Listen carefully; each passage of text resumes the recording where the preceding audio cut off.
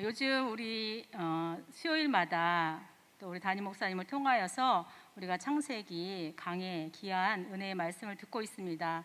또 그것을 시작으로 해서 저희들이 성경 필사 창세기를 하게 되었고, 또 주밤 라디오라는 주님과 함께하는 밤 주밤 라디오를 생방으로 또 매주 화요일마다 저녁 8시에 그렇게 개설하게 되었습니다.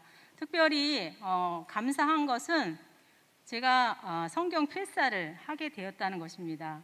그동안 저는 성경 필사라는 것을 한 번도 해보지 않았거든요.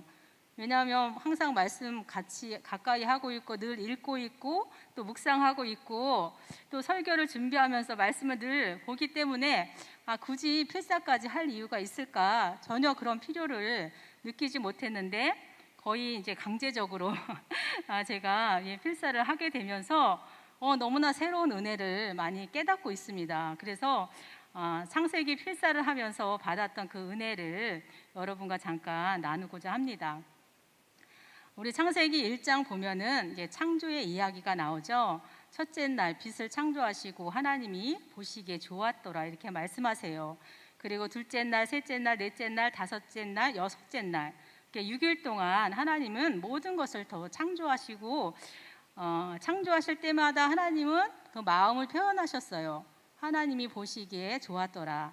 그리고 나서 1장 31절 보면요, 하나님이 지으신 그 모든 것을 보시니 심히 좋았더라 이렇게 말씀을 하고 계세요. 얼마나 좋으셨으면 심히 좋았다, 정말 좋다 이렇게 표현을 하셨을까요? 그냥 단순히 하나님이 말씀하셔서 그 드러난 창조 세계 그 자체만을 보고 그런 말씀을 하셨을까요? 저는 그렇게 생각하지 않습니다. 하나님에게는 꿈이 있었습니다. 그 하나님은 그 꿈을 이루시기 위해서 우주 만물을 창조하시고 또 지구에 그 꿈을 펼쳐 놓으신 것입니다. 그렇다면 여러분, 하나님의 꿈은 무엇일까요? 오늘 말씀이기도 한데요, 창세기 1장 27절 28절 말씀 우리 같이 읽겠습니다. 시작.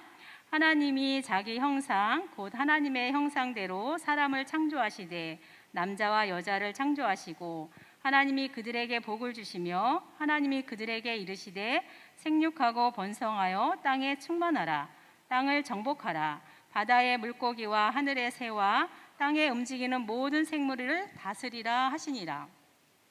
네, 하나님은 피조물들이 또 하나님을 예배하고 또 찬양함으로 온 땅이 그 하나님의 영광으로 가득한 나라가 되기를 꿈꾸셨습니다.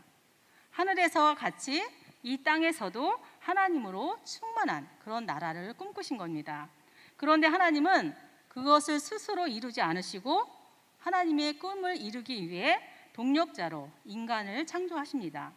그래서 인간은 하나님의 형상대로 또 하나님의 꿈을 공유한 자로 창조된 거죠.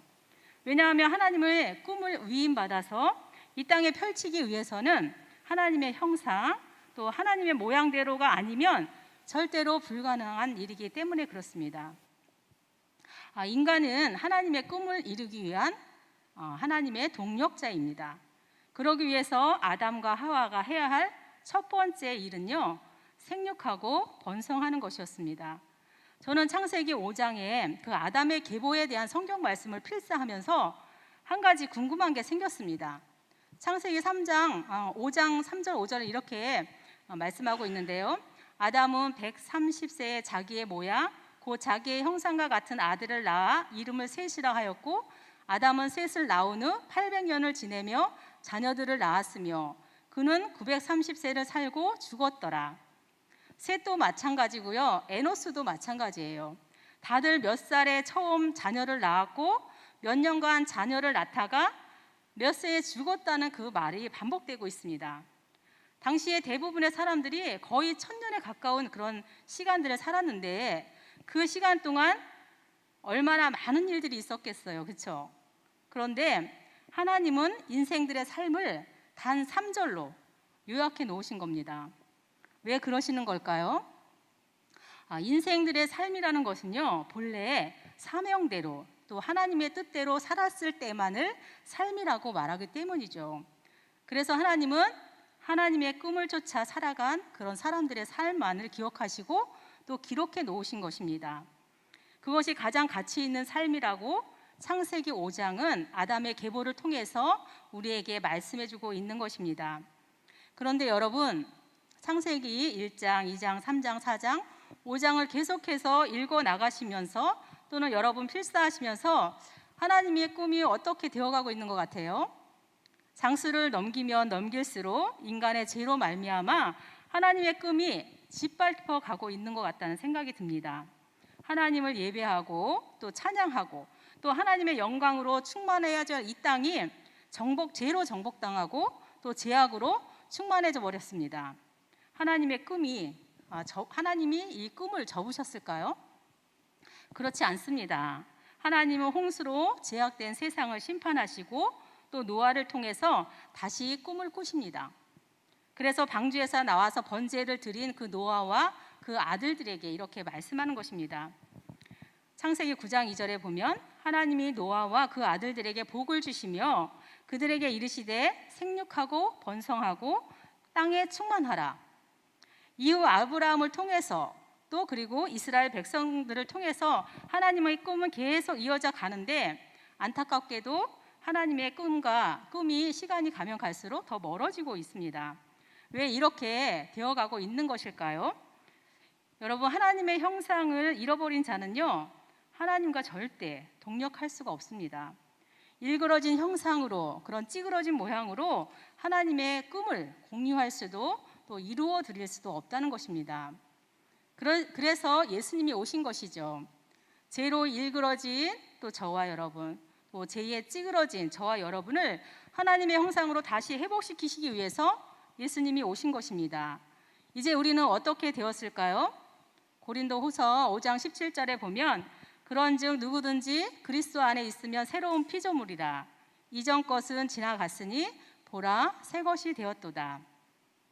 여러분, 우리는 우리의 죄 때문에 십자가 지신 그 예수 그리스도를 믿음으로 또 새로운 피조물이 되었습니다. 이런 우리를 하나님은 어떻게 보실까요? 과연 죄를 짓기 이전에 하나님이 보시기에 심히 좋았다, 그 말씀하신 그 상태가 되었을까요? 우리의 모습을 보면 네라고 우리가 대답할 수가 없습니다. 그러나 예수 그리스도 때문에 하나님은 예수님을 믿는 저와 여러분을 보시며 심히 좋다고 말씀하시는 줄 믿습니다. 이제 우리는 다시 하나님의 꿈을 공유할 수 있고 하나님의 꿈을 이루어 드릴 수 있는 동력자가 되었습니다. 온 땅이 하나님의 나라로 또 충만하게 되는 그 하나님의 꿈, 그것을 이루어 드리는 우리 꿈지기가 된 것입니다. 하나님은 그런 저와 여러분에게 이렇게 말씀하십니다. 사도행전 1장 8절 보면 오직 성령이 너희에게 임하시면 너희가 권능을 받고 예루살렘과 온 유대와 사마리아와 땅끝까지 이르러 내 증인이 되리라 하시니라. 하나님은 예수님을 믿는 저와 여러분에게 충만하게 되는 그 성령을 부어주시어서 하나님의 꿈을 이루는 동력자로 부르셨습니다. 온 땅 가운데 하나님의 나라로 충만하도록 증인으로 저와 여러분을 부르신 것입니다. 이제 우리는 어떻게 살아야 할까요? 하나님이 내게 하라고 하신 그 일만 하면 되는 것입니다. 우리의 부르심은 각자 다릅니다. 그렇지만 부르신 그 목적은 단 하나입니다. 그것은 각자의 자리에서 또 부르신 그 위치, 그 일을 통해서 이 땅 가운데 복음을 증거함으로 인해서 하나님의 나라 또 그분의 꿈을 이루어 드리는 것입니다. 예수님이 십자가에 돌아가실 때 뭐라고 말씀하셨습니까? 요한복음 19장 30절에 보면요, 예수께서 신 포도주를 받으신 후에 이르시되 다 이루었다 하시고 머리를 숙이니 영혼이 떠나가시니라. 예수님께서 죽으시기 직전에 마지막으로 하신 말씀이 다 이루었다, 이런 말씀하신 것입니다. 다 이루었다라는 것이 무엇일까요? 또 요한복음 17장 4절에 보면 아버지께서 내게 하라고 주신 일을 내가 이루어 아버지를 이 세상에서 영화롭게 하였사오니, 예수님께서 다 이루었다고 하신 그 일은요, 바로 하나님 아버지께서 하라고 하신 일이었습니다. 하나님 아버지께서 하라고 하신 일이 무엇입니까? 죄인을 위해서 십자가에서 죽으시는 겁니다. 그것이 예수님을 이 땅에 보내신 하나님의 중요한 목적이었습니다. 그래서 예수님은 그 일에만 집중하셨고 마침내 그 일을 다 이루어내셨습니다. 예수님의 공생에는요, 하나님이 하시라고 한 그 일에만 초점이 맞추어져 있습니다. 그래서 복음서의 기록은 십자가를 향하여서 가는 그런 일들만 기록이 되어 있습니다.